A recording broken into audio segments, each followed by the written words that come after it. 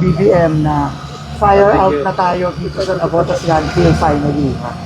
So sabi nga po ng Pangulo na nagtulong-tulong po lahat, no, para talagang maapulan natin ang mabilis itong napakalaking submission na nangyari noong April. No? At kita nyo naman ngayon, klaro na, wala nang usok.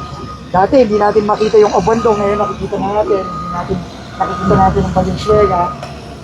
Kaya nagpapasalamat po tayong lahat, no, sa on behalf of the President.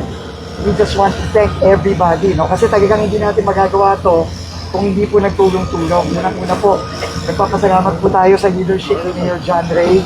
No, siya po talaga yung nagtimon dito simula nung pumutok yung sunod. Nagpapasalamat tayo kay St. Mitch, no, kasi talagang lalo na yung pagpupensa niya doon sa dating operator dito, talagang gawa ng paraan at hindi naman basta-basta pwedeng iwan na lang to. Nagpapasalamat tayo sa DOTR kasi yung pinaka-importanting elemento na nagpapatay sa sunog, yung lupa, ang laki po ng tulong ng DOTR.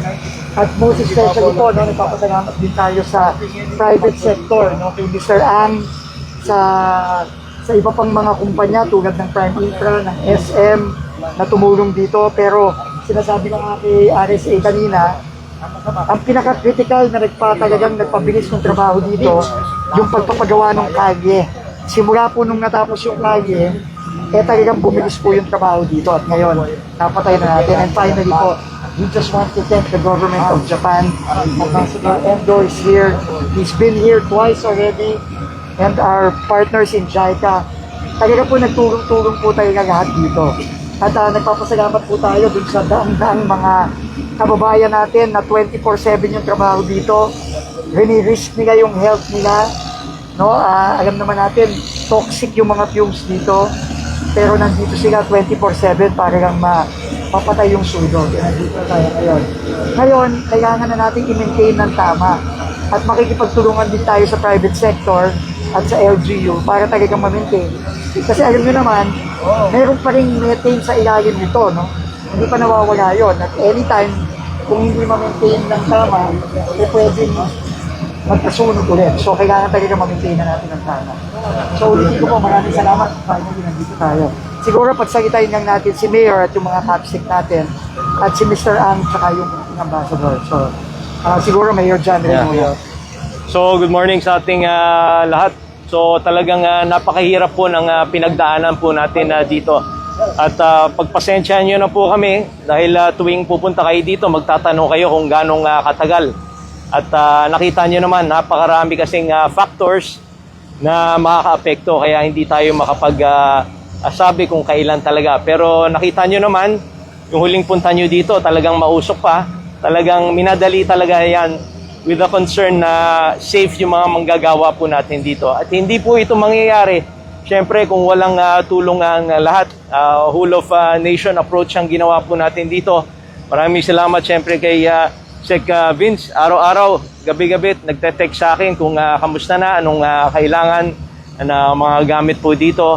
Syempre sa ating Secretary Mitch Cuna, araw-araw rin, nandito yung mga tauhan niya, nagche-check ng air quality, water quality at saka yung mga technical advice. Andito rin syempre si Ambassador Endo na pangalawang beses na pumunta dito at yung mga kasamahan po natin from JICA na nandito rin ngayon para pagpatuloy yung ginagawa po natin dito.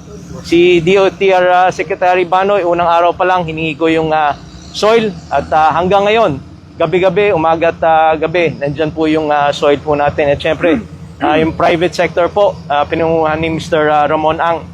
Yung kalye po, nung tinawagan ko po siya, after 3 days, ay nagawa na po. Kaya mas mabilis nating nagawa at nadala yung mga equipment po natin. At doon sa mga ibang pribadong sektor. At maraming salamat rin po doon sa mga manggagawa po natin dito. Nakita po ninyo, alas 8 pa lang, napakainit na. Halos wala ho silang pahinga. Okay? At kuminsan, nahihinto yung kanilang trabaho dahil sa ihip ng hangin. Ang kailangan nating gawin ngayon dito, pagpatuloy yung ginagawa natin, bagamat wala ng usok at dineclare na po ng BFP. Kahapon na fire out na po, hapon ng 3:45 PM.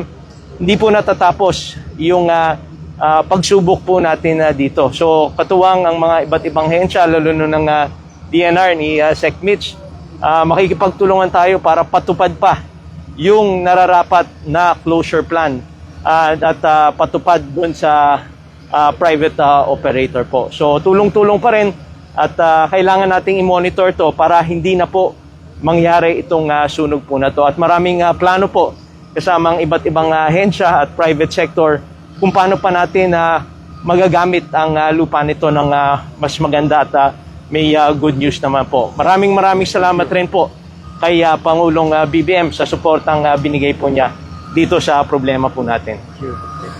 Secretary muna. Umaga po sa inyo lahat. Unang-una po, nagpapasalamat tayo na dumating tayo sa hantong na ito sa pagtulong po ng iba't ibang grupo, Secretary Vince, dahil po ang dami equipment, 142 po na equipment nandito, kasama ng mga galing sa private sector, kala Mr. Ang, saka sa ibang mga kaibigan natin sa pribadong sektor, si Secretary Banoy, dahil yung panambak, importante po yan. At syempre, LGU po, pagka hindi po nagtitimon yung LGU, mahirapan po tayo dito sa kanilang lugar. At I'd like to especially mention Ambassador Endo also, dahil kanina pagdating ko po, lubos po ako nagpapasalamat sa kanya because of the expertise and the technical assistance that they provided habang ginagawa po. Hindi po madali ito, gaya po na sabi ni Mayor Bianco, hindi po madali itong ginawa natin, 144 hectares po ito, at hindi po madaling patayin ang sunog dito. Also, I'd like to thank BFP and OCD, MMDA, lahat po na nagtulong-tulong dito. We'll continue to monitor the landfill dahil yung rehabilitation po, kailangan ituloy po yan. At yung air quality, we'll continue to monitor.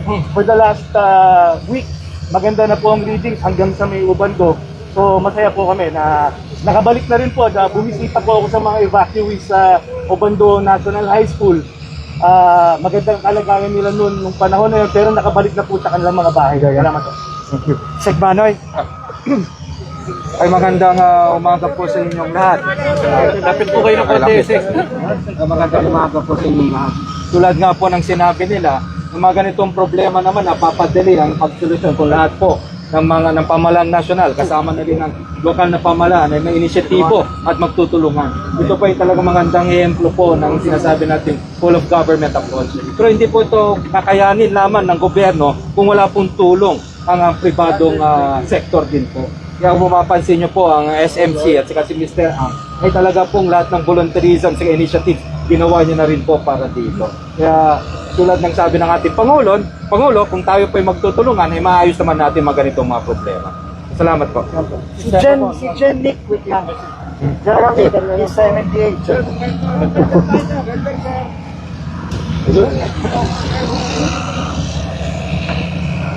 Yes, sir. Maraming papasalamat sa lahat ng mga ahensya tumulong at ito ay alam nyo, MMDA jurisdiction ng Metro Manila pero hindi ka kaya rin ng MMDA kung kapag nila. Kaya salamat po sa Technical Season, sa DOTR and sa DNR and most especially sa ating private partner at sa ating Japanese assistants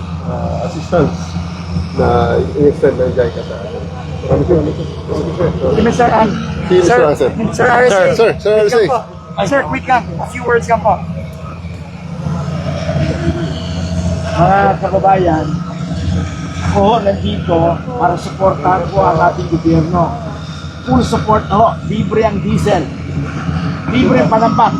5,000 tons per barge ang dumarating dito, 6 po yun, day and night. Lahat ng heavy equipment, libre. Wala po kaming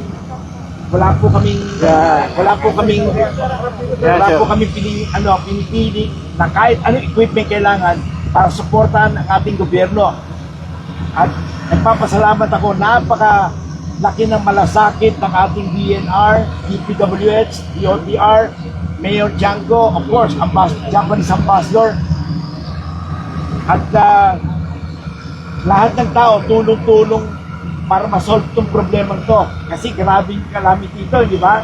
Pero napansin nyo ba? Ang bilis na solve ang problema. Kasi po, lahat tayo tulong-tulong. At gusto kong i-emphasize, This is for free, ha? Makakala nyo, negosyo to. Salamat po. Thank you. Thank you. Thank you. Si Ambassador. And then, we'll take one or two Diba? questions na lang. Thank you. Makakala nila, masigil to eh. Sir, here po. Thank you.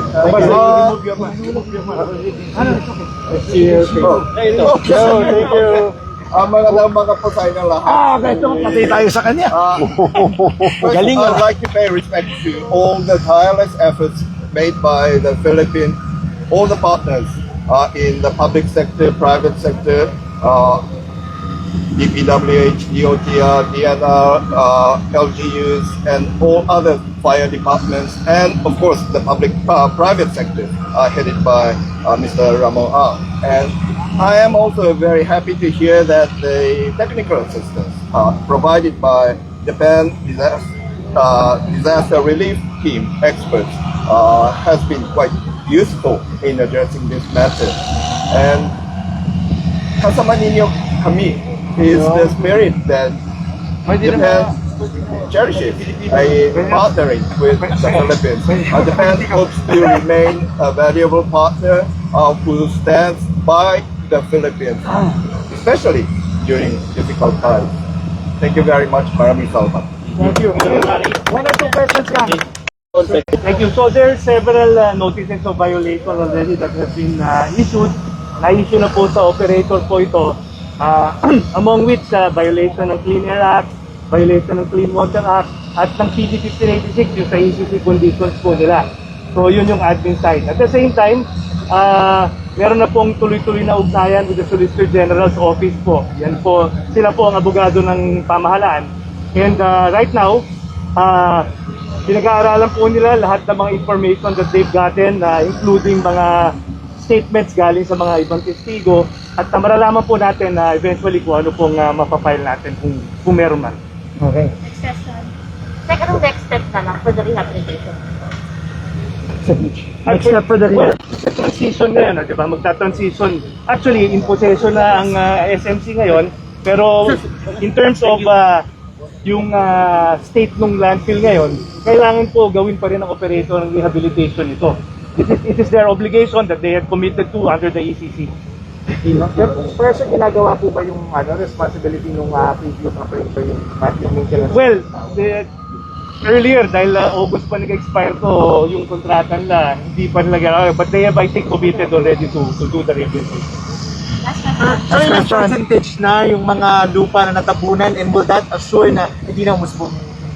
Hindi. Ay kami yung buo natakpan na. Pero kagaya nung sinabi natin kanina, tuloy-tuloy ito. No, hindi to pwedeng huminto. Critical dito yung pag-maintain kasi yung yung nasusunog na gas, yung methane, meron pa yan sa ilalim. So kailangan ngayon tutulungan tayo ni Mr. Ang para masigurado na ma-maintain ng tama. Kasi kung hindi ma-maintain na naman ito, magkakasunog na naman ulit. So, yun ang pagtutulungan natin. So, yun din ang sinabi naman ni Pangulo sa kanyang post kahapon. Ang critical ngayon, tuloy-tuloy ang maintenance para hindi na maulit. Pero can you clarify, what does it mean na i-maintain? Paano ko yun? Maintain. Kailangan laging may lupa, kailangan kinukompact yung lupa para maiwasan yung pagpasok ng oxygen sa ilalim. Monitor. Tapos, imo-monitor ng maigi. Lalo na ngayon, tag-init, ang init ngayon, no? Kung hindi babantayan to, baka pwedeng lumiyapuyat. Kaya, kailangan bantay talaga tayo dito. Hindi tayo pwedeng, magkampante. Yung maintenance, sir, PhilEco and government po yun? Or Dapat. SMC and government? Dapat. Responsibilidad din ngayon, eh. How's the water quality around the landfill? The sampling results were not good, which is why they were issued a notice of violation in terms of violation of the Clean Water Act. So, Secretary, can you expound that? What does it mean? mataas ang readings of certain parameters. So, the operator, I was told, submitted a position paper after the notice of violation, which is being evaluated now. Thank you. Okay, thank you, guys. Okay. Ayun na. Thank you. At least, patay na to. Oo. Maintain